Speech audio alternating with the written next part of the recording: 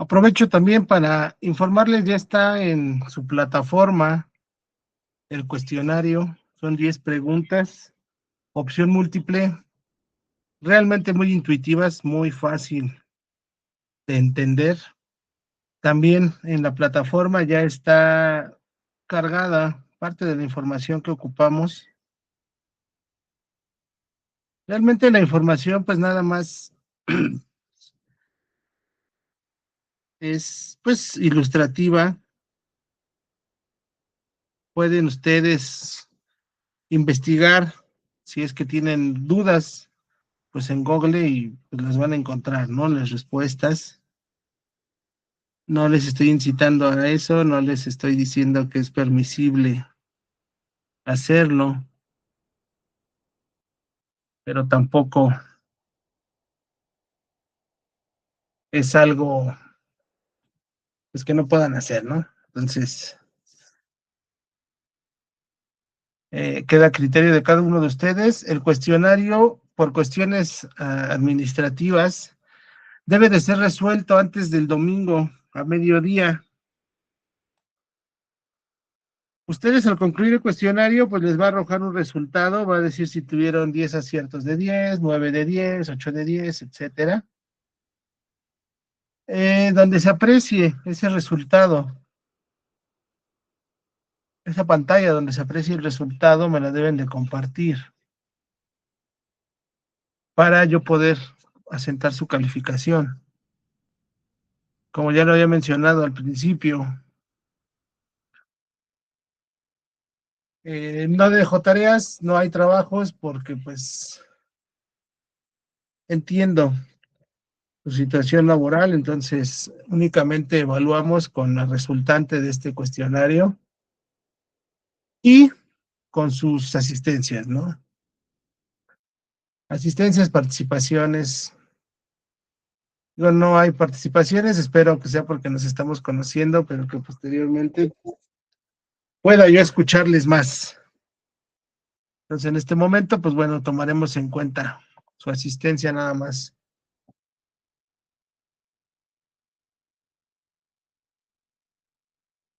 para poder evaluar. Si en su cuestionario tuvieron 10 y estuvieron presentes en al menos 2 de las 3 sesiones, pues bueno, su calificación será la del cuestionario.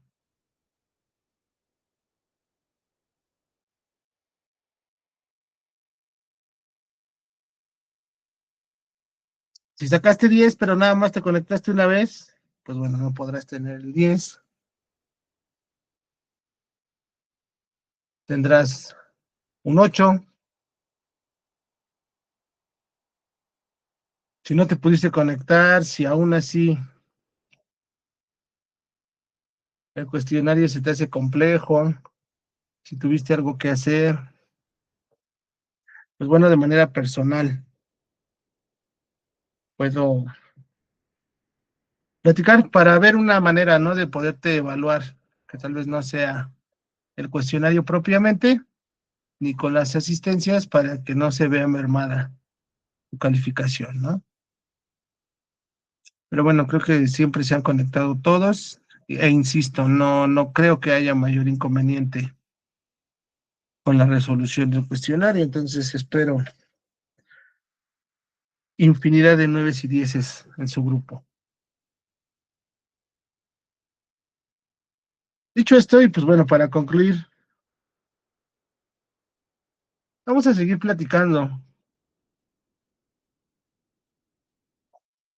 de parte, ¿no? Del proceso penal, que es el inicio.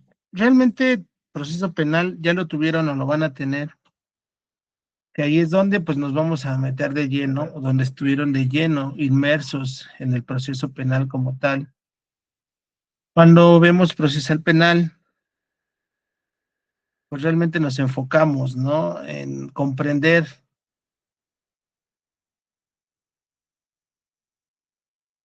ya cuando el asunto está en manos del juez de control y bueno, ¿no? En su desenlace. No nos preocupamos tanto por entender qué pasa antes de cómo es que llega ese asunto a juez de control. Y eso es lo que aquí vamos a tratar de analizar y de comprender. Una vez que el Ministerio Público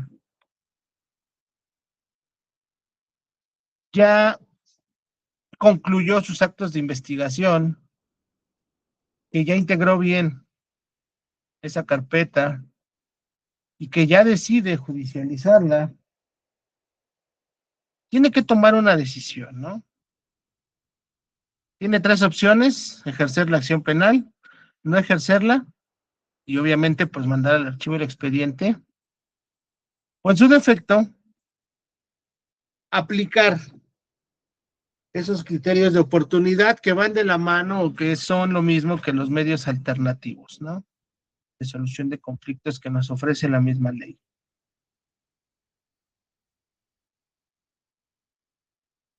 Para el caso de la primera opción, del ejercicio de la acción penal,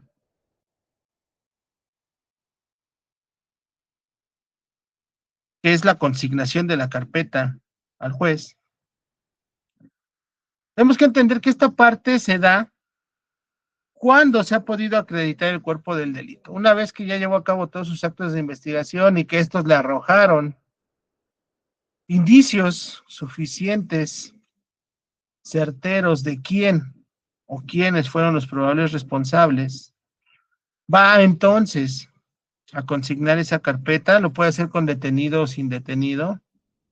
En ocasiones, bueno, ya ellos durante las pesquisas, las investigaciones, pues bueno, ¿no? Dan con el responsable. En ocasiones no. Entonces, bueno, consignan sin detenido, esperando que en ese inter de la investigación complementaria y con el respaldo ya del juez de control, pues puedan ejercer las órdenes de aprehensión necesarias para poner a los presuntos responsables, pues ante la autoridad, ¿no?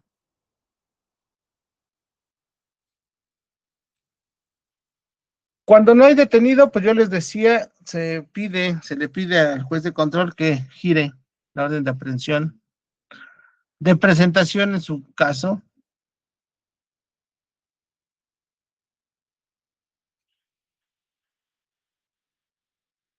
Obviamente el juez de control pues tiene que analizar a profundidad que existan los elementos suficientes para esto, sobre todo para evitar tirar estas órdenes a diestra y siniestra y que entonces se caiga, ¿no? En la mala praxis y que sí se llegue, a lo mejor se lleve ante la justicia a un presunto responsable, pero que a la mera hora tenga.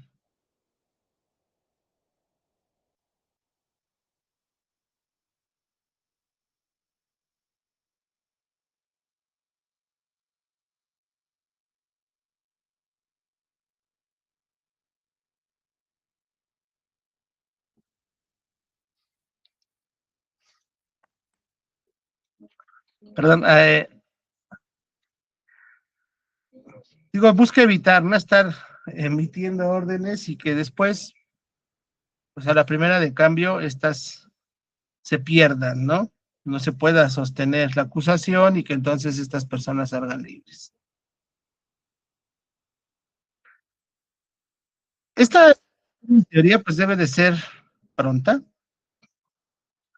Esto no quiere decir que es hoy consignan y ya hoy mismo tienen el resolutivo. Podría ser lo ideal. Sin embargo, bueno, debemos de considerar la carga de trabajo que tienen los juzgados, a pesar de que supuestamente ahora estamos en un sistema más rápido, más expedito, pues realmente en la práctica no es real, ¿no? El trabajo sigue siendo bastante, el trabajo sigue siendo excesivo y entonces no es tan pronto, ¿no? Sí se han reducido tiempos, eso es un hecho, pero tampoco podemos pensar que es de un día para otro, ¿no? La segunda opción, que es el no ejercicio de la acción penal, se da cuando, bueno, la Fiscalía, el Ministerio Público, no pudo acreditar el cuerpo del delito, no pudo acreditar que esa persona que pensaron, que indiciaron, pues era realmente la responsable. Se da el no ejercicio también cuando se ha prescrito,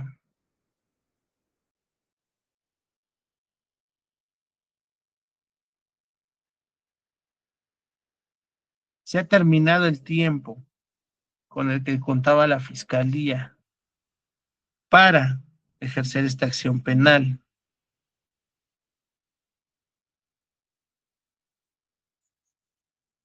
Y si no está en el interés de la Fiscalía aumentar el tiempo, solicitar un aumento en el tiempo, pues bueno, puede decidir archivar el expediente, dejarlo en el olvido, pero hemos visto que tampoco es algo muy común, ¿no? Tienen miles, al menos cientos, ¿no? De asuntos, de carpetas ahí en investigación, que tienen años, que no avanzan, pero pues no mandan archivo, ¿no? Sobre todo pues por cuestiones administrativas. Al final del día, cualquier dependencia pública pues es muy similar a una empresa, a un negocio. El Estado lo que quiere son resultados. En el caso de la seguridad y de la investigación de los delitos, pues bueno, ¿qué más quisiera el Estado? Tener muchos asuntos concluidos con los probables responsables tras las rejas, ¿no es así? Pero entonces las fiscalías pues no archivan las carpetas pues para justificar el trabajo, ¿no? Tenemos mil en investigación. No hemos concluido ninguna, pero pues hay mil, ¿no? Estamos trabajando las mil. Todos los días les dedicamos 2 minutos a cada una de ellas para poder checar cada una de esas carpetas y darles, moverlas, ¿no? De alguna manera. Aunque bueno, esto sea poco útil, ¿no? Y sea una falacia.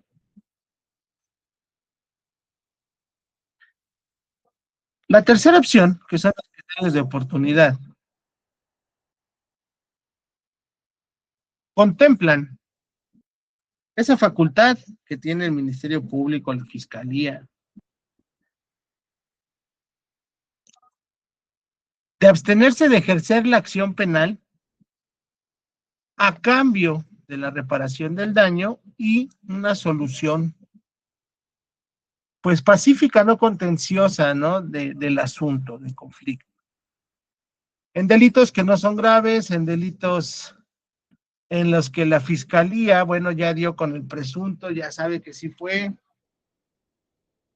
y la víctima pues también está en la disposición o con pocas ganas de seguir el procedimiento, bueno, la Fiscalía puede aplicar estos criterios de oportunidad, puede ofrecerle a las partes, ¿sabes qué? Mira, tu victimario quiere platicar, tu victimario reconoce que hizo mal, quiere ofrecerte, ¿no? Un arreglo antes de llegar a judicializar la carpeta, no sé si tú estés de acuerdo.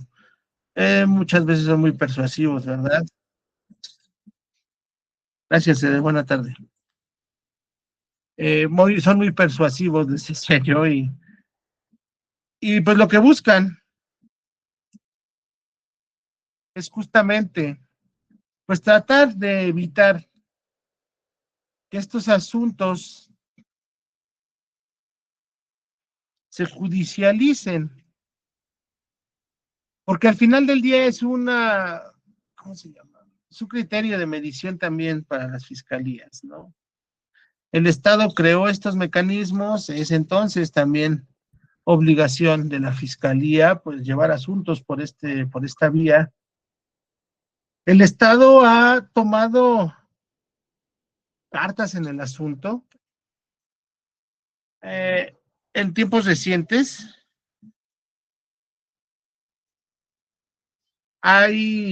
bueno, tiene poco tiempo que se creó la licenciatura en mecanismos alternativos de solución de conflictos, medios alternos de solución de conflictos. Fue, al menos aquí en la zona centro del país, una opción que planteó el Poder Judicial del Estado de México, en específico a la Universidad Autónoma del Estado de México. Se creó esta licenciatura pues con el fin de crear profesionales que sean capaces y que entiendan a la perfección cómo es que funcionan estos mecanismos. En estos mecanismos, cuando hablamos de estos mecanismos, pues hablamos de la mediación, de la conciliación, del arbitraje, en el ámbito penal, en el ámbito civil, laboral, en todas las ramas. Esta carrera que yo les comento, pues se fue hecha justamente pensando en crear, ¿no?, esos profesionales que tengan esa capacidad de diálogo, de dialogar con las partes, que tengan esa capacidad de incitar el mismo diálogo. En ocasiones la víctima pues no quiere ni siquiera ver al victimario, pero tampoco quiere, puede la víctima seguir con el proceso como tal. Ahí entran cuestiones como la revictimización, ¿no? Es muy difícil, debe de ser muy difícil estar recordando, ¿no?, de vez en vez lo que sucedió, cómo esta persona te quitó tu teléfono, probablemente para ti sí fue algo que te marcó bastante, que te dejó muchas pues huellas, ¿no? Hablando psicológicamente, y pues lo que menos quieres es volverlo a ver, ¿no? Sin embargo, tampoco quieres seguir perdiendo el tiempo porque hay que ser honesto, ¿no? La ciudadanía, todos lo vemos como una pérdida de tiempo en llevar un proceso. Tristemente, toda la sociedad, ¿no?, se ha hecho una idea que pues no es totalmente errónea, pero tampoco es totalmente cierta, de cómo, o lo difícil que es, mejor dicho, ¿no?, llevar un proceso. Aunque el Ministerio Público, la Fiscalía es quien me representa y yo no tengo más que presentarme, pues el hecho de tener que presentarme 3, 4, 5 veces al juzgado, de estar viendo a mi victimario, a lo mejor, ¿no?, cuestiones económicas, de estar pidiendo permiso, aunque la Ley Federal del Trabajo, pues señala, ¿no?, que cuando estamos inmersos en un proceso, el patrón nos debe de dejar ser partícipes y esto no debe de afectar nuestra jornada laboral, nuestros ingresos, etcétera. Pues realmente uno, y el patrón y uno como empleado, pues también dices, oye, pues voy a estar perdiendo el tiempo para esto. Y entonces, por esa razón, muchas veces la gente sí prefiere, ¿no?, hacer caso de estos mecanismos, pero insisto, no, es difícil que se entable. O sea, ok, si la víctima quiere evitarse la fatiga, quiere evitar estar yendo a los juzgados, etcétera, pero tampoco quiere ver a al victimario, pues justamente estos licenciados en mecanismos alternativos, en medios alternos, así se llama la licenciatura, pues tienen esa capacidad de hacer que entiendas el por qué es importante, por qué es beneficioso que tomes, que elijas, ¿no?, esta vía para resolver el conflicto. Ellos pues te ayudan, son profesionales que en su formación llevan asignaturas de psicología, de derecho, de criminología, de victimología, de trabajo social.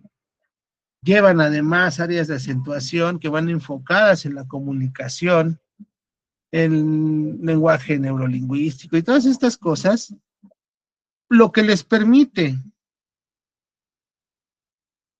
ayudarnos a entender por qué es necesario que participemos en este tipo de mecanismos.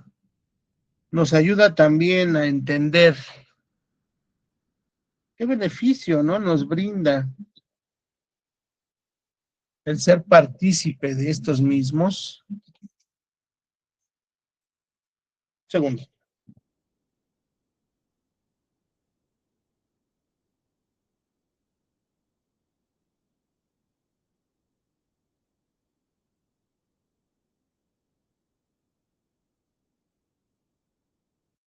Gracias. Desde así entonces, ¿no? Crea estos profesionales, toma en serio este papel, creando más centros de mediación y conciliación de los que existían, dándole un respaldo institucional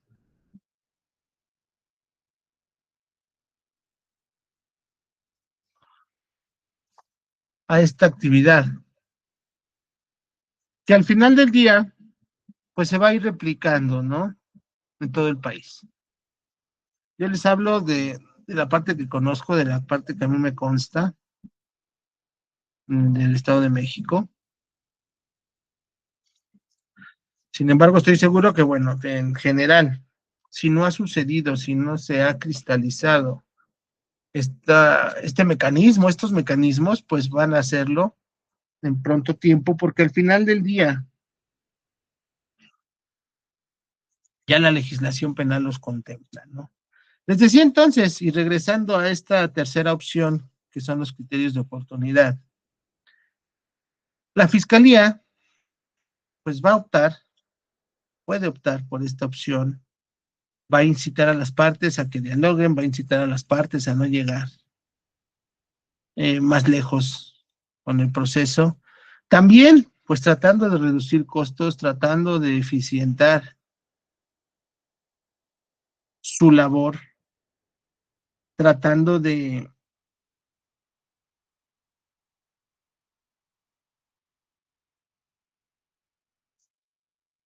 lograr que estos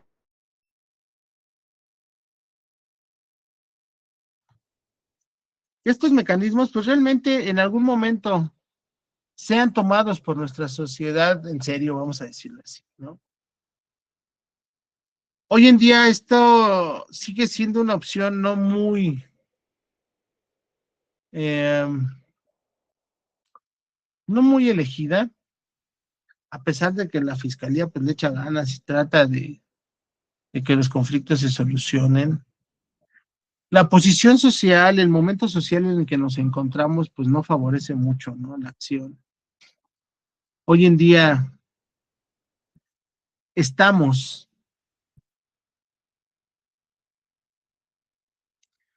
atravesando un momento social de hartazgo. La sociedad civil se está cansada, ¿no?, de esperar justicia y de no verla.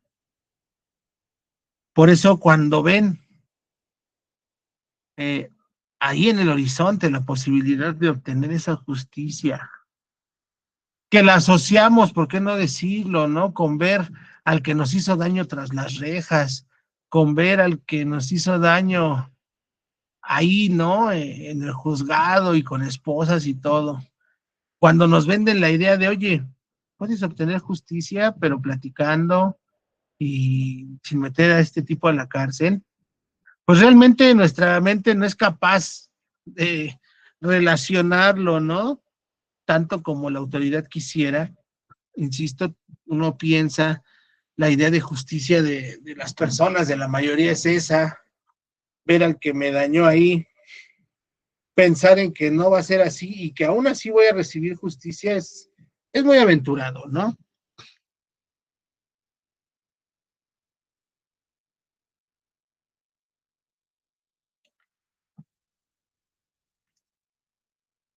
Por lo tanto, creo desde mi perspectiva que hace falta, ¿no?, esa excitativa por parte del Estado, Eh, por ejemplo, a los profesionales en derecho, a los que ya tenemos mucho tiempo que estudiamos y a las nuevas generaciones, el Estado no nos fomenta, ¿no? Esa visión de una justicia restaurativa, como le llaman, de una justicia distinta. La mayoría de las escuelas, la mayoría de los estudiantes de derecho, pues son formados, yo les digo, como boxeadores, ¿no? Se les forma para que vayan a los golpes, no para que traten de impedirlos. Y eso es algo que ha sido un error en el Estado, ¿no? El Estado debiese de exigir a las escuelas de derecho que cambien esa visión, que hagan entender a los abogados que no siempre es preferible un buen pleito, sino que hay que buscar un buen arreglo, ¿no?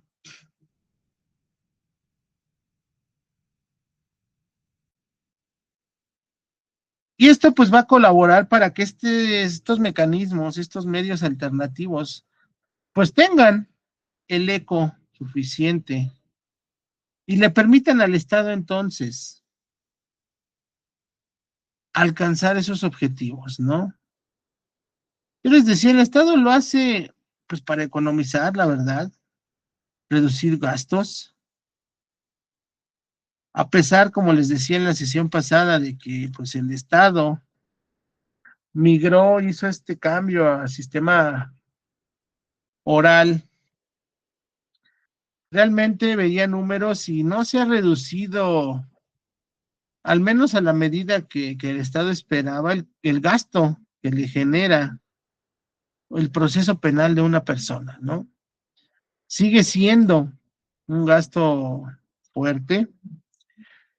Si eso lo traducimos en ya una sentencia de uno de estos individuos, pues esto todavía se vuelve más impactante. ¿Cuánto cuesta mantener a un preso en México? Si ustedes analizan los datos que el mismo gobierno nos brinda al respecto, dice el Estado que cada uno de los presos, de los reos que tiene en los centros estatales, en las prisiones locales, le cuesta al Estado entre 500 y 600 pesos al día. Esto les decía yo en prisiones estatales, en locales, pero en prisiones federales este gasto se va a los 3,800 pesos diarios por interno. Si estamos hablando que las penitenciarías tienen miles de internos, pues nos damos cuenta del gasto que es realmente tener a la gente presa, ¿no? Esto sin contar el gasto que hace el mismo o el propio reo, ¿no? Sabemos que ahí dentro la vida es carísima, más cara que en un resort de lujo.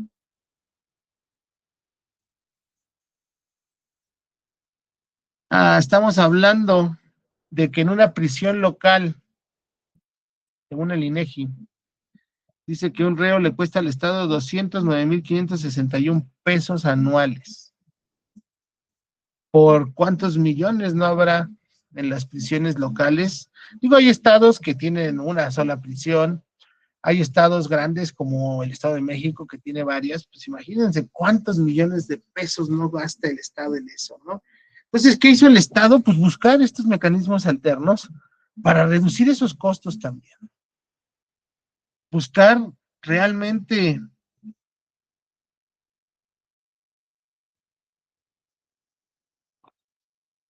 hacer más con menos. El Estado también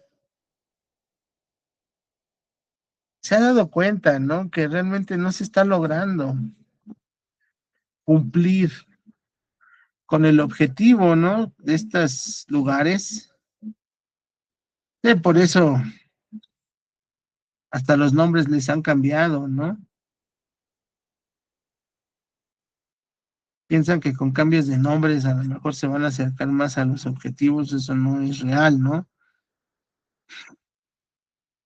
Pero antes eran centros de readaptación social, ahora ya algunos lugares son reinserción, va cambiando el enfoque, porque pues bueno, no en teoría y sabemos, la idea del sistema penal es lograr que el individuo al terminar su condena pueda reinsertarse nuevamente a la sociedad, que haya aprendido la lección, que no vuelva a cometer el error y, sobre todo, que sea un agente positivo para la misma, ¿no? Que al egresar de estos centros realmente el individuo haya alcanzado a comprender ese mal que hizo a la sociedad y realmente tenga la convicción de no volver a hacerlo. Como el Estado se dio cuenta que es imposible y que no les ha funcionado y que no funcionará, porque digo, un hecho es que no funciona, pues ¿qué busca entonces ahora? Bueno, no llegar a estos niveles. Vamos a buscar que por otros medios se solucionen los conflictos y probablemente así la sociedad lo interprete como, bueno, una oportunidad que no en todos los casos es muy barata, muy económica. Ellos esperan que estos medios pues le permitan a la persona que se beneficie de ellos, pues realmente entender en qué falló y no volverlo a hacer, ¿no? Les hacía mención, estos mecanismos hablan de la mediación, la conciliación, el arbitraje, estas funciones que en estos centros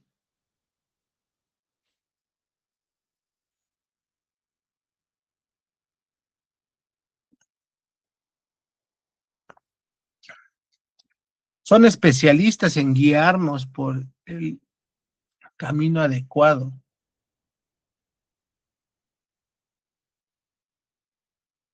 que es el que nos va a llevar, ¿no? A alcanzar esa justicia por estos medios. ¿En qué casos se aplica? Yo les decía delitos no graves, más específicamente, bueno, aquellos delitos cuya sanción es menor a 5 años de prisión, delitos cometidos sin violencia,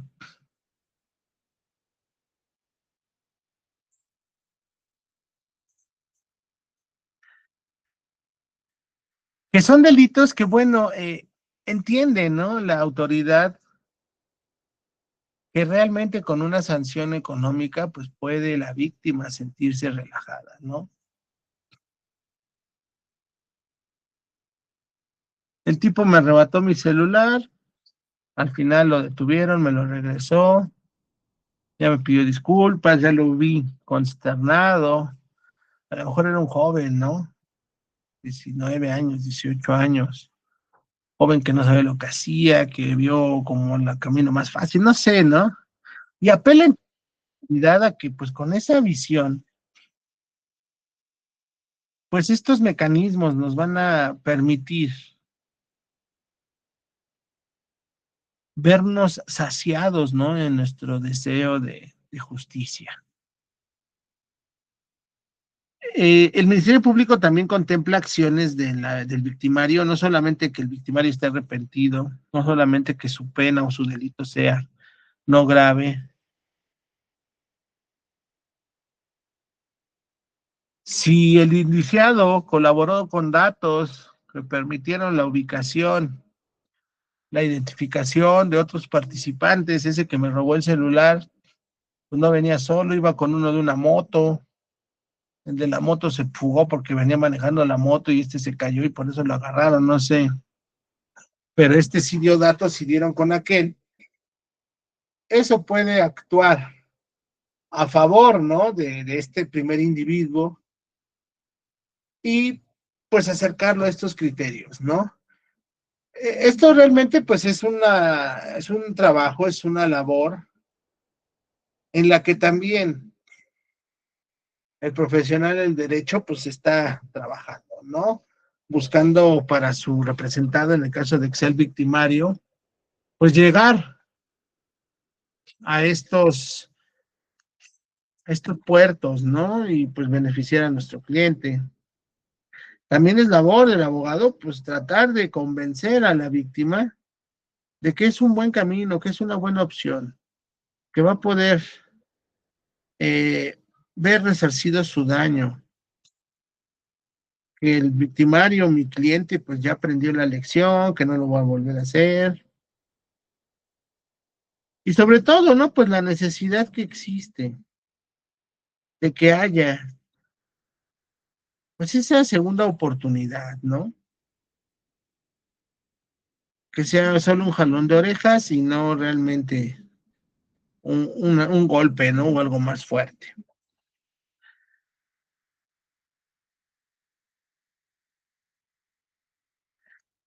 Yo les decía, generalmente es el MP quien lo piensa, inducido a esto, pues por el representante del victimario.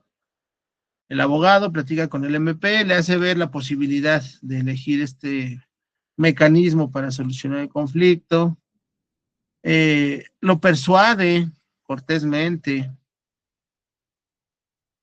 de que opte por esta medida, y una vez que la fiscalía pues analiza y se da cuenta que sí, sí es viable y que sí puede ser posible, pues bueno, la fiscalía tiene que notificarle a la víctima la posibilidad, la intención de terminar el asunto por este medio. Cuando el abogado hace muy bien su trabajo, bueno, la fiscalía le pone todas las ganas del mundo para convencer a la víctima de que es la mejor opción, para convencer a la víctima, pues de que tal vez por el mecanismo que espera no tenga el mismo resultado que si optan por esto, pero les decía yo, pues eso es labor del representante del victimario. Y lo que busca la fiscalía, pues es inducir a la víctima que opte por esto, ¿no?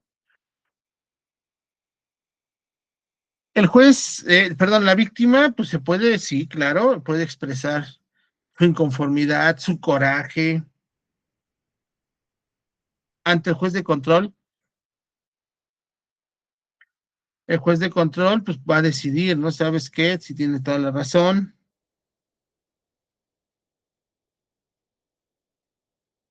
A lo mejor el daño físicamente no fue impactante.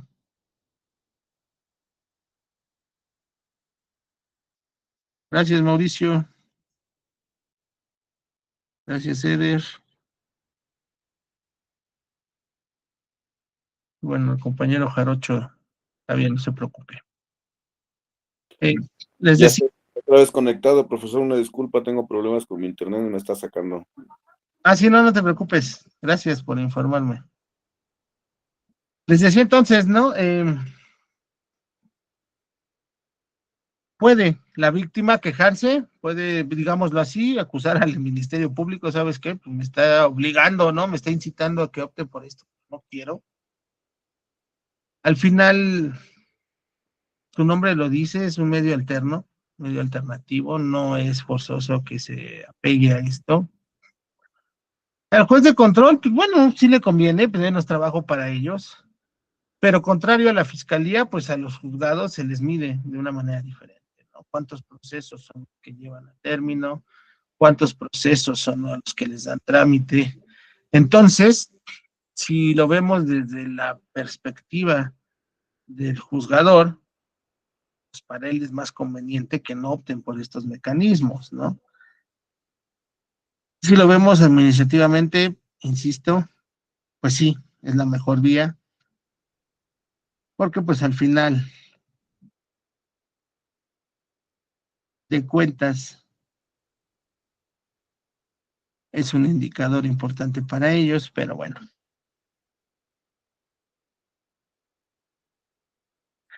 Esta, estos mecanismos están citados en el artículo 256 y 257 de nuestro Código Nacional de Procedimientos Penales, también tienen su fundamento en el artículo 21 constitucional, artículo importante.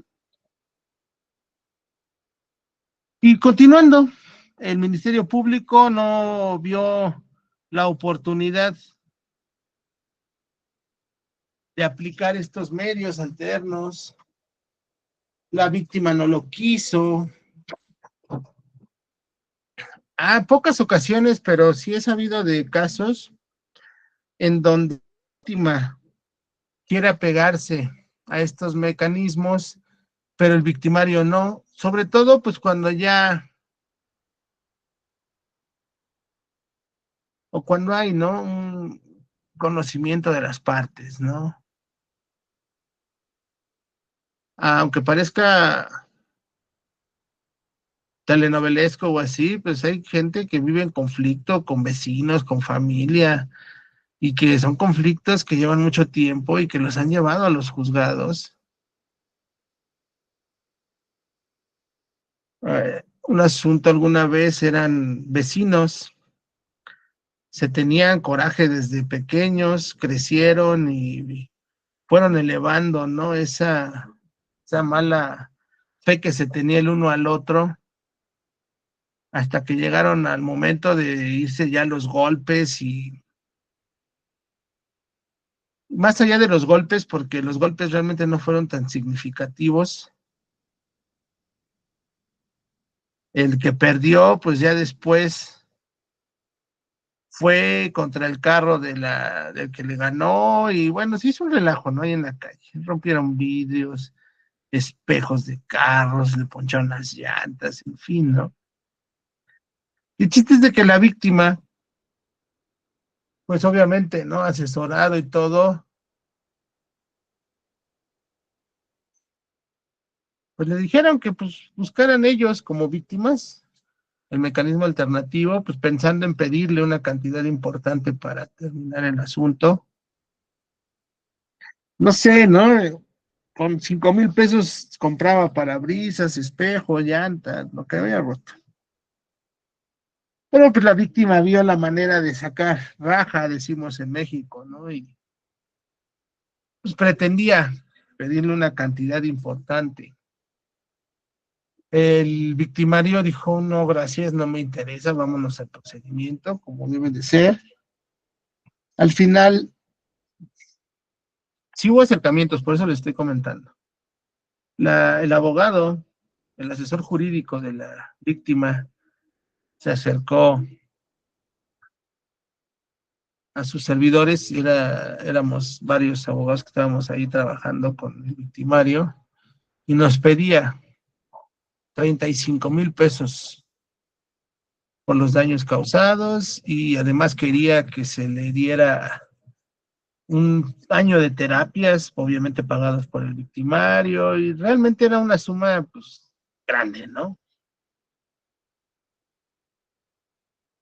Entonces, bueno, el cliente dijo, no, mejor vamos al procedimiento, ¿qué me recomiendan? ¿Creen que me cueste más caro? No, realmente no.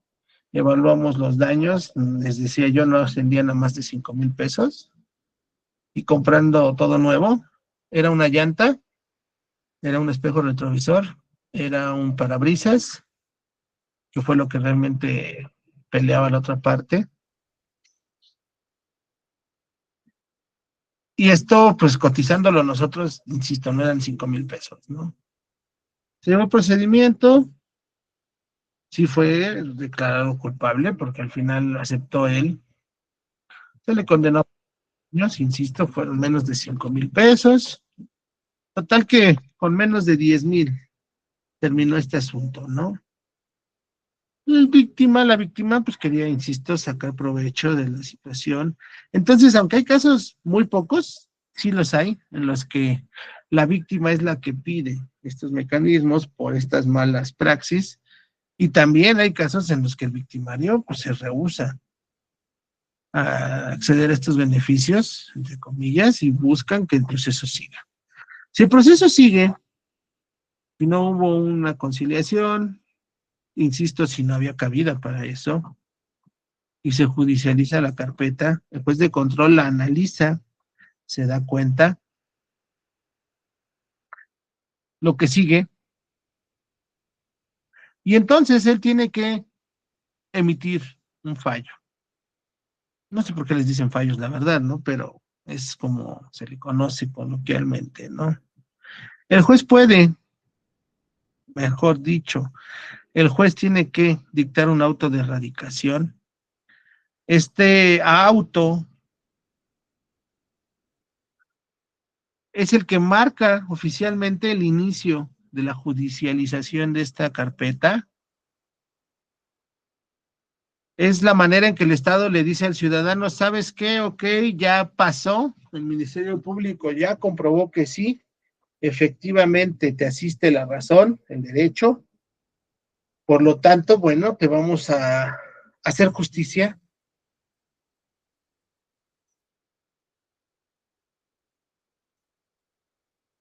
¿Me escuchan bien, verdad? ¿Y falla? Sí, profesor, perfecto. Sí, profe, Muchas bien. gracias. Gracias, gracias. Es que, Sí, profe, perfecto. muy bien, muchas gracias. Sí, profe, gracias. Perfecto. Entonces les decía, ¿no? Dicta el auto de erradicación en donde ya hace saber al ciudadano y, ¿por qué no a la sociedad? Porque recordemos que el derecho penal busca dar saciedad a la sociedad, entendiendo que un delito no solamente daña a la víctima, sino a todos, todos los que le rodean, ¿no? Más allá de la familia, sino a toda la sociedad. A lo mejor no nos es tan fácil, ¿no? Dimensionar esto, pero hay ejemplos muy notorios. Eh, por ejemplo, ¿no? En el ámbito de los bienes raíces. Yo les había comentado, yo vivo en Texcoco. Vivo en un fraccionamiento que se llama Lomas de Cristo. En su momento, hace 50 años, el fraccionamiento, junto con un par de fraccionamientos más, eran de las zonas de mayor plusvalía en el municipio.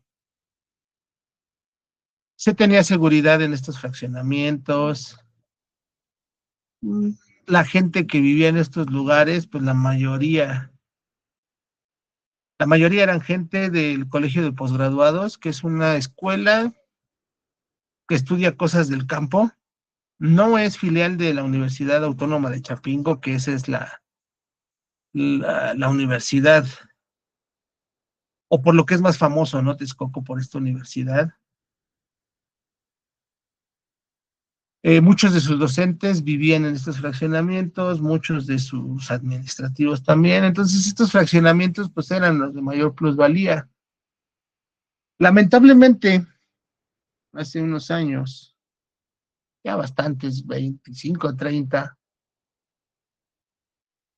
empezaron a llegar. Alrededor de estos fraccionamientos todavía había mucho campo. Texcoco realmente todavía era o mantenía esa parte de pueblo. Alrededor de Lomas de Cristo, por ejemplo, había muchas hectáreas de riego. Todos conocíamos quién era el dueño de todos esos ejidos. Y llegó una organización que se llama Antorcha Campesina e invadió estos terrenos, llegó a un acuerdo con el ejidatario y empezaron a poblar estas tierras que eran de cultivo, ¿no? Y junto con esta organización, pues llegaron gente de malas prácticas. Pasó lo mismo aquí, en otro fraccionamiento que se llama El Tejocote. Eh, y empezó a disminuir la plusvalía de estos sitios justamente porque, como yo les decía, esta gente de malas prácticas empezó a cometer delitos en la zona, empezó a elevar el número de delitos, no solamente alrededor del fraccionamiento, sino en todo Texcoco.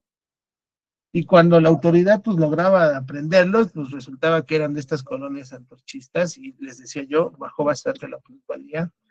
No solo aquí, esto ha pasado en muchos lugares. Ciudad de México tiene muchas colonias, muchas alcaldías que sufrieron por lo mismo. Y por eso, este comentario va de la mano a lo que yo les decía. El derecho penal, cuando resuelve un asunto, no solamente lo hace buscando la saciedad de la víctima en cuestión de justicia, sino que pretende que todos los que le rodean, realmente alcancen a sentirse seguros, que tengan esa saciedad, que sepan que su gobierno está haciendo lo necesario para mantenerlos seguros y entonces se sientan en bienestar.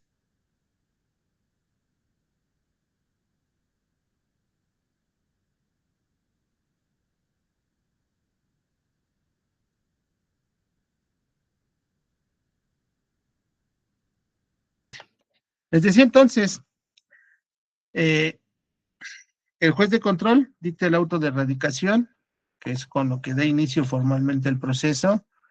Esto no quiere decir que ya la persona, si es que hay indiciado, pues esté con un pie dentro.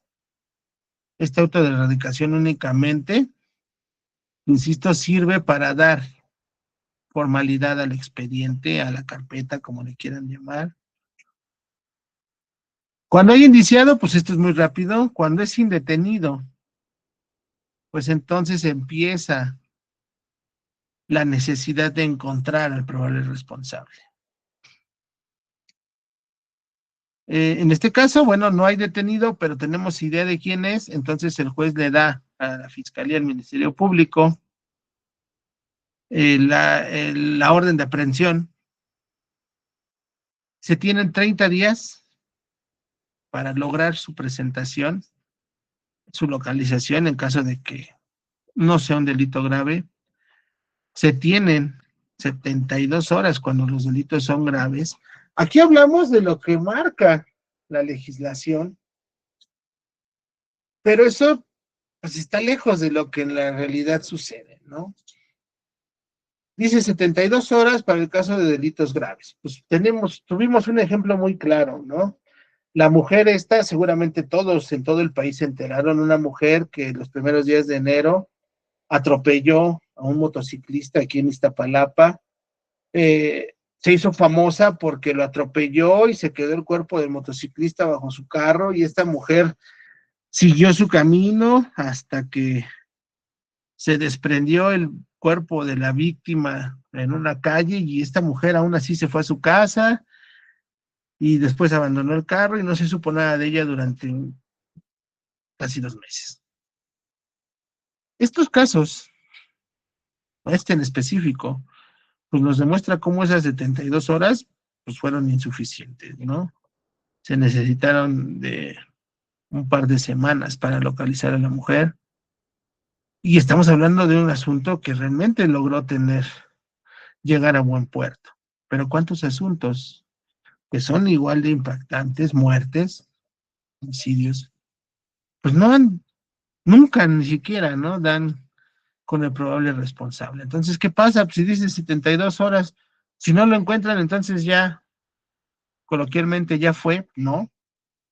Estos plazos están puestos, pues por necesidad, ¿no? Porque la autoridad ve necesario, pues darnos un término, ¿no? Sucede como con los medicamentos. La COFEPRIS le pide a las farmacéuticas que le pongan una fecha de caducidad a sus medicamentos. Pero el 90% de los medicamentos que consumimos, que conocemos, realmente no caducan. Son medicamentos que, pues como son químicos, inertes, hechos en laboratorio, pues realmente no permiten la proliferación de ninguna bacteria ni nada, hombre, son medicamentos, por lo tanto no se echan a perder, pero la norma oficial mexicana señala que debes de poner una caducidad. Por eso van a haber medicamentos que tienen caducidades de muchísimos años, eh, y aunque sean muchos años, realmente esas caducidades pues están muy por debajo del promedio que podríamos esperar, ¿no? Algunos medicamentos me van a decir tienen unas caducidades cortas, ¿no? Estoy, por ejemplo, ahorita viendo un jarabe que le compré a mi hijo, un jarabe de ibuprofeno. Pues la caja se ve nueva, obviamente el producto era nuevo. Digo, la caja se ve nueva, me refiero a que no está decolorada, se ve en perfectas condiciones.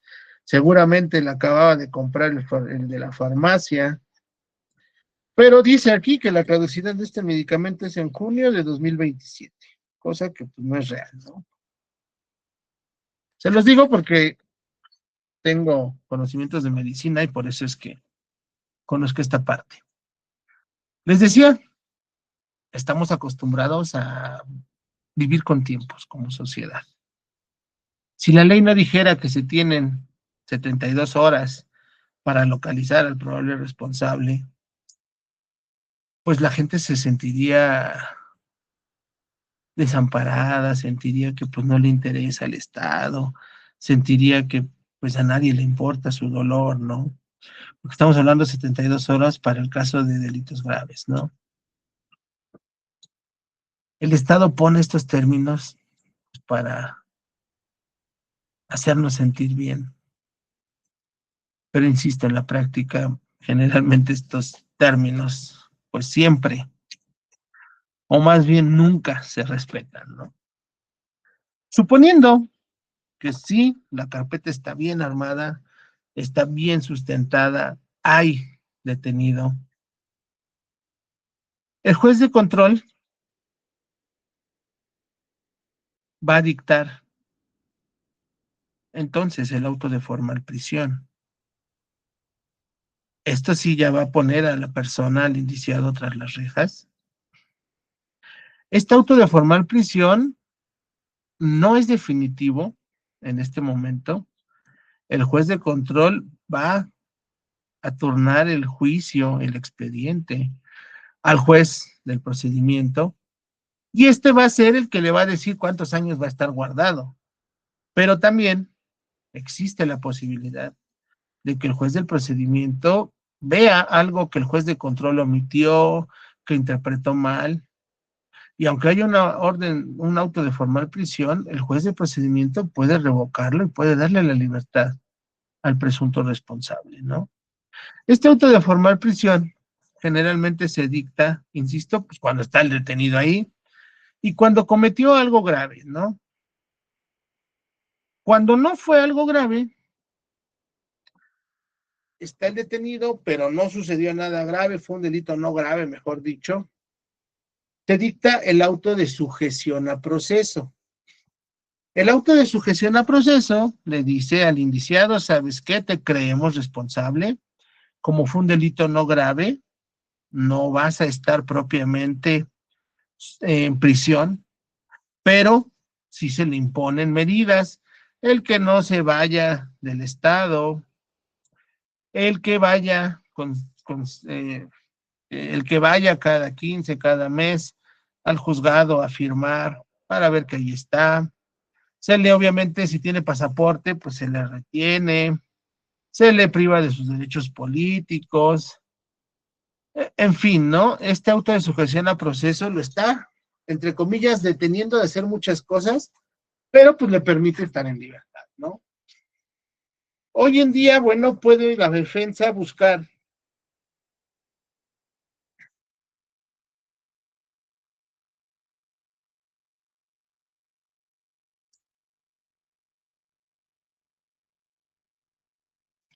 que, ¿por qué no decirlo?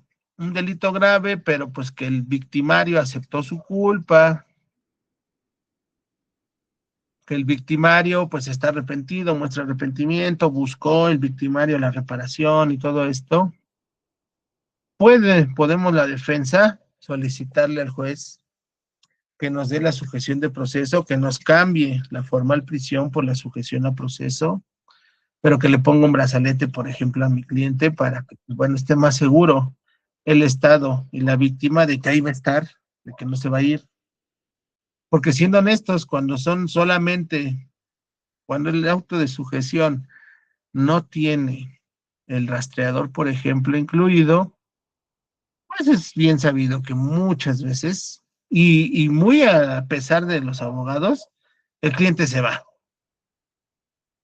se le hace fácil y pues ya tiene miedo de que a lo mejor sí lo metan a la cárcel, en fin, y actúan tontamente y se desaparecen y entonces ya no van a firmar y pues ya empiezan a buscarlos y ahora sí, por tontos, pues los van a meter a la cárcel, ¿no? Entonces, para evitar estas cuestiones, pues muchas veces ya uno como defensa opta por pedir el localizador para que el cliente se vea más comprometido a no sustraerse de la acción de la justicia y nos permita a nosotros, pues seguir haciendo bien el trabajo, ¿no? Insisto, también el auto de sujeción a proceso puede cambiar por un auto de formal prisión cuando el cliente se hace el tío Lolo y deja de acudir. Ese auto de sujeción, pues no es eterno, insisto, puede cambiar con las actitudes del cliente.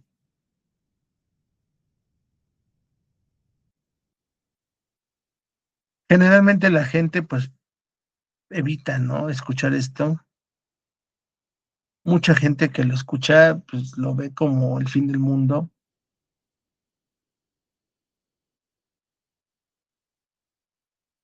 Muchas veces se nos juzga, ¿no? Como profesionales, porque, pues es que en el auto de formal prisión, pues sí que quería, ¿no?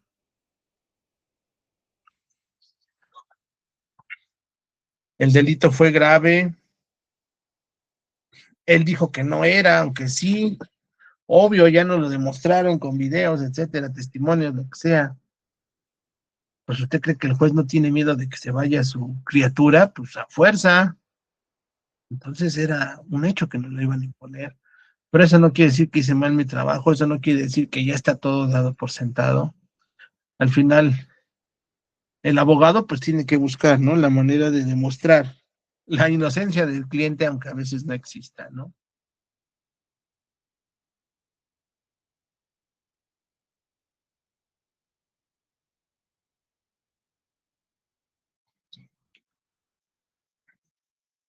Y bueno, pues